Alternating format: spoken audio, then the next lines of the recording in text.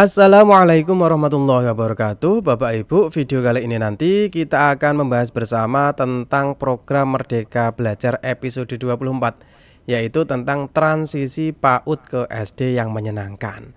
Apa maksudnya, tujuannya apa yang harus dibenahi di tingkat PAUD, nanti akan kita bahas pada video kali ini. Untuk itu yang pertama adalah definisinya dulu Bapak Ibu. Apa yang dimaksud dengan siap bersekolah? Siap bersekolah adalah kondisi di mana anak memiliki kemampuan fondasi sebagai pembelajar sepanjang hayat. Kenapa kok pembelajar sepanjang hayat? Karena memang visi dari pendidikan nasional Indonesia adalah ingin membentuk pembelajar sepanjang hayat, yaitu siswa-siswi yang senang dengan belajar, senang dengan sekolah, senang dengan ilmu. Sehingga anak bisa dikatakan siap bersekolah ketika mereka memiliki jiwa sebagai seorang pembelajar sepanjang hayat. Tentunya kalau di tingkat PAUD ke SD adalah fondasinya. Sekali lagi, kemampuan fondasi sebagai pembelajar sepanjang hayat. Nah, fondasinya seperti apa? Nanti akan dibahas di video ini. Ya. Kemudian transisi. Kalau transisi ya definisinya seperti biasanya, anak berpindah dan menyesuaikan diri dengan lingkungan belajar baru. Jadi bisa disimpulkan bahwasanya transisi PAUD ke SD adalah proses di mana anak berpindah dari perannya sebagai peserta didik PAUD menjadi peserta didik SD. Transisi yang efektif adalah saat anak tidak perlu lagi melakukan terlalu banyak penyesuaian sebagai akibat dari perpindahannya. Lah, supaya nanti siswa-siswi ketika pindah ke SD itu sudah memiliki fondasi yang matang, sudah tidak perlu lagi banyak penyesuaian, tentunya ketika mereka di PAUD harus dibekali dengan fondasinya. Tugas PAUD nanti seperti apa? Memberi fondasi supaya anak siap untuk bersekolah. Nah, bagaimana cara melakukan fondasinya? Nanti akan kita bahas pada video kali ini, Bapak Ibu. Gini Bapak Ibu, supaya kita punya gambaran awal, ini ada beberapa contoh kasus Bapak Ibu. Anak dikatakan tidak siap untuk bersekolah. Anak dikatakan belum punya fondasi siap bersekolah. Kasus pertama ini ada seorang anak bernama Ara. Ara ini seorang peserta didik kelas 1 SD, baru masuk kelas 1 SD. Sudah seminggu Ara mogok untuk pergi ke sekolah, tidak mau berangkat ke sekolah. Kalaupun dia masuk ke sekolah, ia menolak untuk masuk kelas, nangis tidak mau masuk kelas. Hal ini kenapa? Karena Ara diberi tugas membaca, kemampuannya dia belum bisa membaca. Dia di PAUD itu ternyata belum bisa membaca. Nah, ketika berusaha membaca, guru Ara menekan, kok begitu saja tidak bisa toh? Nah, sepulang sekolah, Ara pun menangis dan menolak untuk ke sekolah. Bahkan menunjukkan keengganan ketika mendengar kata membaca. Nah, yang jadi masalah di sini di mana, Bapak Ibu? Bukan tentang belum bisa membacanya, tetapi gurunya ini yang jadi masalah. Gurunya di kelas 1 SD belum memahami bahwa di TK itu memang belum diwajibkan untuk bisa membaca. Makanya gurunya mengatakan dengan ketus, kok begitu saja tidak bisa. Nah, inilah yang membuat Ara menjadi minder. Bukan gara-gara belum bisa membacanya, tetapi karena gurunya yang belum memahami bahwa setiap anak itu punya kemampuan yang berbeda. Kemudian kasus yang kedua, Ical adalah peserta didik baru kelas 1. Ical dinilai sebagai anak yang pintar oleh lingkungan termasuk gurunya saat di PAUD. Hal ini karena ia sudah mampu membaca, menulis, dan berhitung. Ical ini dulu di PAUD itu pintar. Kecil-kecil sudah bisa membaca, sudah bisa menulis, sudah bisa berhitung. Tetapi ketika masuk kelas 1 SD, Ical ini sering bertengkar dengan temannya di kelas. Jika keinginannya tidak terpenuhi, Ical akan menangis dan mendorong temannya. Kondisi ini membuat guru Ical menyimpulkan dari perilaku Ical bahwa ia belum siap untuk bersekolah. Meskipun Ical ini sudah pintar membaca, pintar menulis, pintar matematika, tetapi secara sosial emosional dia belum siap. Dia belum bisa menahan emosinya. Dia masih suka bertengkar. Dia belum bisa bersosialisasi dengan baik. Berarti Ical ini juga belum siap bersekolah. Kemudian contoh yang ketiga, kasus yang ketiga, anak namanya Cita. Cita ini masuk kelas 1 SD, siswa baru. Di hari pertama dia tuh senang sekali, senang masuk SD, semangat sekali. Nah, belum sudah semangat. Nah, pada hari pertama kegiatan di sekolah, gurunya memberikan tugas, memberikan PR yang harus dikerjakan berupa soal hitungan. Ternyata Ica ini belum bisa menjawab. hanya bisa menjawab 3 dari 10 soal. Cita merasa malu karena mendapatkan nilai merah saat hari pertama sekolah. Ia merasa pelajaran matematika itu sulit dan tidak bersemangat untuk belajar. Permasalahannya di mana kalau contoh ketiga ini Bapak Ibu? Nah, di sini Bapak Ibu. Di tengah-tengah itu ya. Ia hanya mampu menjawab 3 dari 10 soal menghitung jumlah benda atau objek dari gambar. Ternyata Ica ini memahami konsep bilangan itu dengan benda konkret. Nah, baru sebatas benda konkret. Tetapi sudah kelas 1 SD sudah diajari dengan matematika secara piktoral, secara gambar. Nah, Ica belum siap gitu. Masalahnya ada di situ. Kenapa? Karena pembelajaran matematika itu kan harus urut. Ada urutannya namanya KPA, konkret, piktoral, abstrak. Konkret berarti kita mengajar matematika itu dengan benda konkret nyata, bisa dilihat oleh siswa. Kita bawa bola, kita bawa sesuatu yang konkret pokoknya. Baru kemudian nanti diwakilkan dengan gambar. Kalau anak sudah bisa dengan gambar, baru dengan cara abstrak pakai angka-angka. Nah, ketika kelas 1 SD tidak urut seperti itu, Ica merasa minder, merasa tidak bisa. Nah, disinilah tugas guru bagaimana nanti menguatkan ketiga anak ini supaya mereka nanti bisa siap bersekolah. Makanya Bapak Ibu, di video kali ini nanti kita akan bahas 3 hal. Yang pertama adalah latar belakang dulu. Miskonsepsi yang selama ini terjadi di PAUD itu seperti apa? Ini harus dipahami oleh guru PAUD serta guru SD tentu saja. Kemudian nanti setelah memahami miskonsepsinya, yaitu pemahaman yang keliru, maka nanti bagaimana cara mengatasi pemahaman yang keliru tersebut. Nah, kemudian program yang ketiga nanti programnya. Apa yang harus dilakukan oleh sekolah, oleh PAUD, oleh SD, nanti apa yang harus dilakukan. Oke, yang pertama Pak, latar belakangnya. Saat ini miskonsepsi tentang baca tulis hitung atau calistung pada pendidikan anak usia dini dan SD masih sangat kuat di masyarakat. Ada 3 miskonsepsi tentang calistung. Yang pertama, kemampuan yang dibangun pada anak PAUD itu hanya berfokus pada calistung. Orang tua merasa bangga kalau anaknya di PAUD itu sudah bisa membaca, sudah bisa berhitung, bahkan diikutkan les, di bimbel-bimbel cara membaca dan menghitung cara cepat gitu kan. Nah, ternyata itu menurut pemerintah adalah miskonsepsi yang keliru. Kenapa? Ya nanti miskonsepsi obatnya nanti apa, nanti dibahas di pembahasan berikutnya gitu ya, di slide berikutnya. Yang pertama intinya adalah sangat keliru jika menganggap bahwa PAUD itu fokusnya hanya calistung. Tentu kalau guru PAUD ini tentu paham semuanya. Bahwa di PAUD itu memang tidak hanya calistung, sudah paham semua guru tentu saja. Biasanya orang tua yang agak kesusu, agak ingin segera anaknya itu bisa membaca, bisa menghitung, bisa menulis gitu kan. Nah, kalau guru PAUD pasti sudah paham yang nomor 1 ini. Kemudian miskonsep yang kedua adalah kemampuan calistung dianggap sebagai satu-satunya bukti keberhasilan yang dibangun secara instan. Anak dianggap pinter kalau di PAUD. Ini sebenarnya juga tidak di PAUD sih. Anak dianggap pinter itu kalau sudah bisa calistung. Anak kalau belum bisa membaca, belum bisa menghitung, belum bisa menulis dianggap anak bodoh. Ini adalah sebuah miskonsepsi. Apalagi sekarang zamannya sudah berubah. Bukan hanya sekedar calistung, bukan satu-satunya bukti keberhasilan belajar. Ingat Bapak Ibu, kata-katanya bukan satu-satunya. Artinya calistung ini juga penting, gitu ya.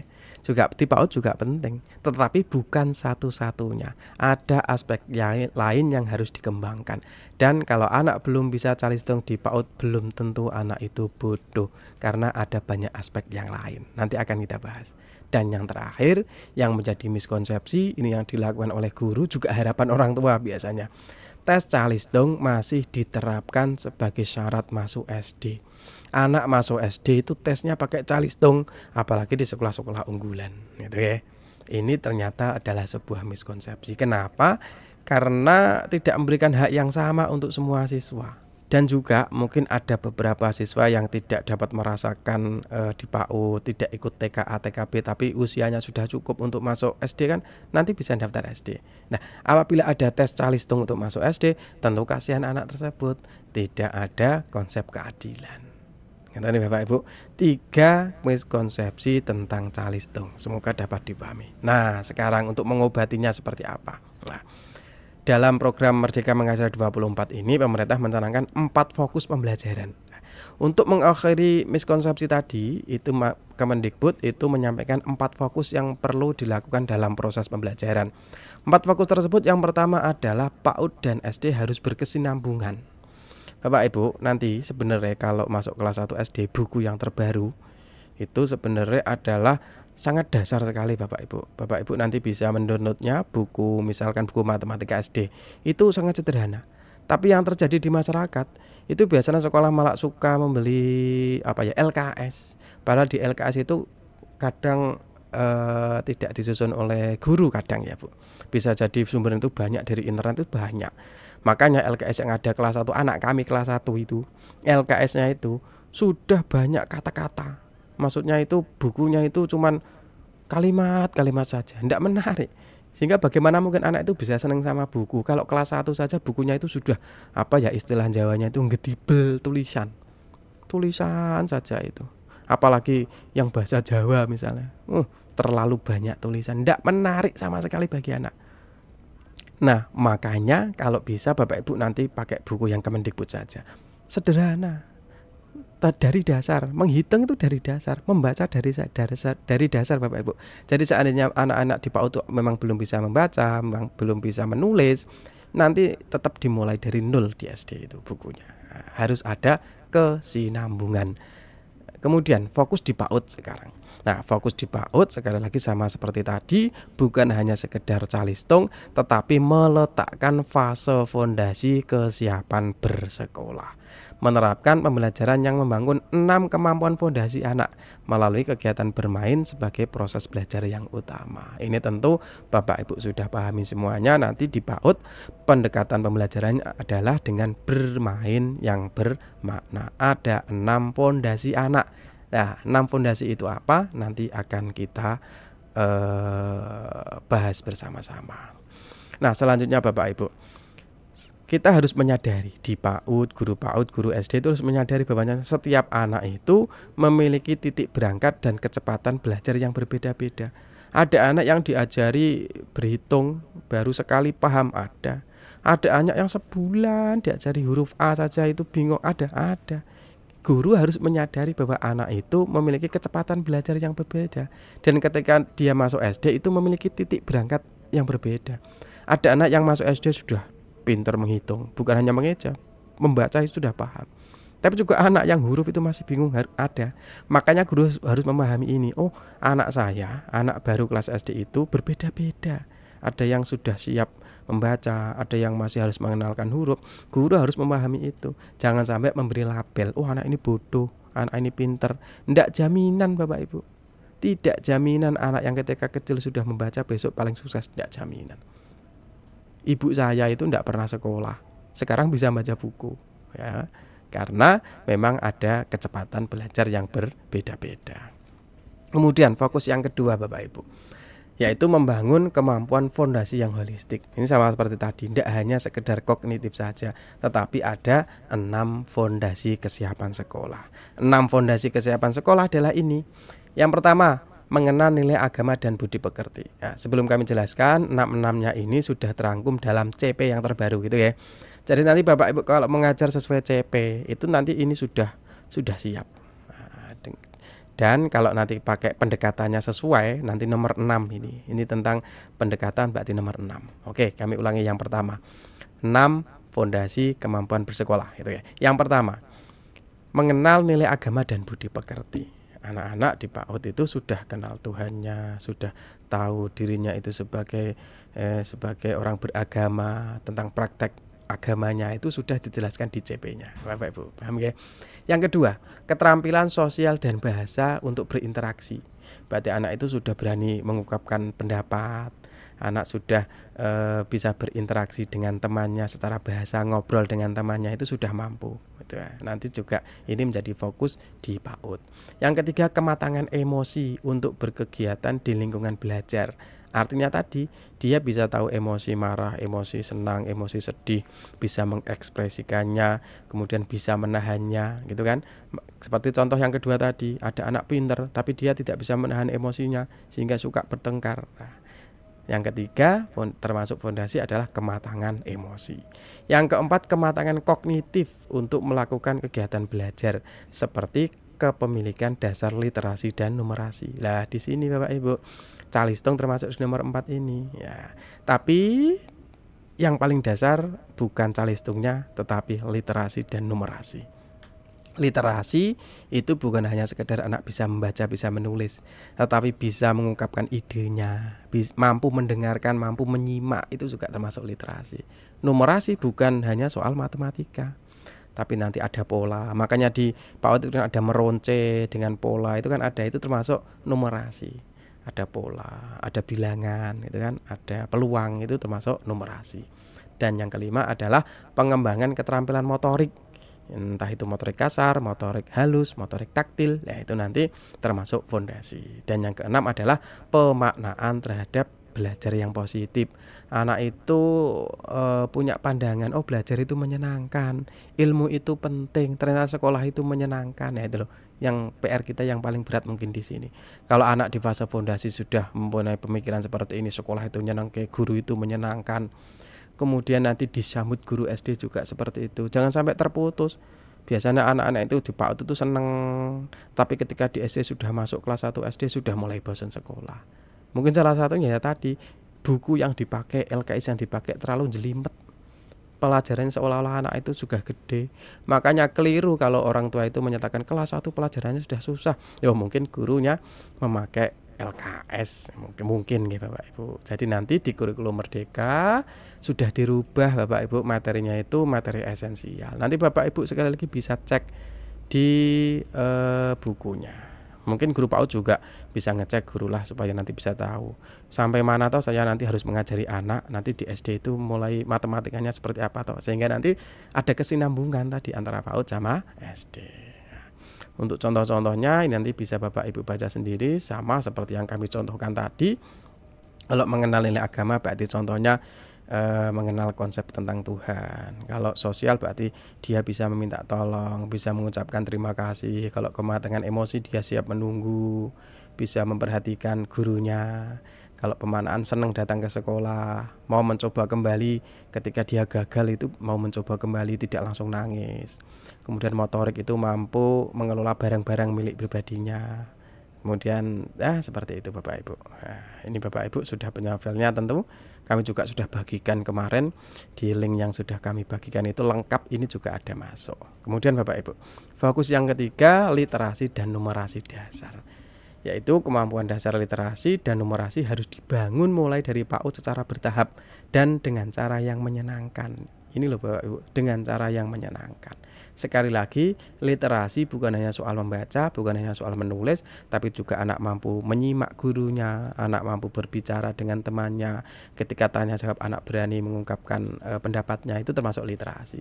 Kalau numerasi bukan hanya soal angka, ada pola, gitu kan, warna, itu juga termasuk dasar-dasar numerasi. Ya, nanti kapan-kapan insya Allah kami akan bahas di sini apa toh literasi di PAUD, numerasi di PAUD itu apa, insya Allah.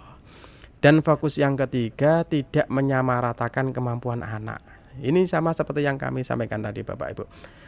Anak itu punya kecepatan belajar yang berbeda-beda. Anak itu punya tingkat awal yang berbeda-beda. Kita tidak perlu memberi label anak, tidak boleh, haram memberi label anak. Anak ini bodoh, anak ini pintar, enggak. Setiap anak punya kematangan berbeda-beda. Seperti halnya antara kangkung dengan bambu Bapak Ibu. Kangkung itu 1 bulan bisa dipanen, bisa panjang. Tapi bambu nunggu 5 tahun. Bambu itu kalau belum 5 tahun itu tumbuhnya sedikit-sedikit. Tapi nanti setelah 5 tahun, dia akan mengalahkan tanaman apapun. Nah, itu. Anak juga seperti itu, ada yang cepat tapi nanti ketika sudah kelas 4 bosan. Ada anak yang lambat tapi nanti ketika sudah menemukan dasarnya sudah ada langsung cepat. Banyak kasusnya, banyak sekali. Anak ketika di PAUD kelas 1, kelas 2 itu pinter, tapi kelas 4 sudah malas, sudah tidak suka dengan buku. Ya salah satunya karena drilling tadi. Anak masanya bermain tapi di drilling, dipaksa untuk belajar secara orang dewasa. Nah, itu makanya ketika sudah gede dia bosan, tidak suka dengan buku. Di PAUD itu bukan bagaimana dia bisa membaca, tapi bagaimana itu senang dengan buku. Nanti kalau sudah senang dengan buku, gede bisa membaca sendiri. Apalagi sekarang sumber belajar itu bukan hanya buku, ada internet, Google, YouTube itu banyak. PR-nya adalah bagaimana anak itu bisa memahaminya, mau mempelajari, terus paham isinya. Itu kan PR-nya seperti itu. Oke, yang terakhir Bapak Ibu, tinggal sedikit. Yang terakhir Bapak Ibu, poin ketiga yaitu targetnya. Nah, apa yang harus kita rubah di PAUD ini, gitu ya? Targetnya pada Merdeka Belajar episode 4 ini ada 3, yaitu yang pertama adalah menghapus tes calistung ketika PPDB di SD dan MI. Sudah tidak boleh ada tes calistung. Ini sebenarnya sudah lama programnya, tetapi karena yang terjadi di masyarakat itu masih berlangsung, apalagi ini kadang harapan orang tua, makanya diperkuat lagi, tidak boleh ada tes calistung. Sekolah kalau berani buka sekolah harus berani mendidik anak bagaimanapun tingkat awalnya, kan gitu. Sekolah yang baik tentu yang seperti itu, bengkel, ndak milih-milih murid gitu kan. Dan keberhasilan sejati itu ketika bisa merubah anak-anak yang dalam tanda petik dianggap tidak mampu, tapi akhirnya berhasil, kan luar biasa. Kemudian yang kedua, targetnya adalah masa perkenalan. Jadi nanti ketika MPLS Bapak Ibu di SD dan di PAUD itu 2 minggu pertama untuk MPLS. Programnya seperti apa? Kami sudah menyusun, setelah video ini nanti akan kami bahas di channel ini Bapak Ibu. Contoh-contoh kegiatan 2 minggu apa saja itu sudah kami beri contoh. Nanti tinggal kami upload di sini, nanti insya Allah filenya juga akan kami bagikan. Dan yang terakhir jangan lupa nanti fokusnya adalah 6 fondasi, bukan hanya soal calistung saja. 6 fondasi sudah kami jelaskan di atas tadi.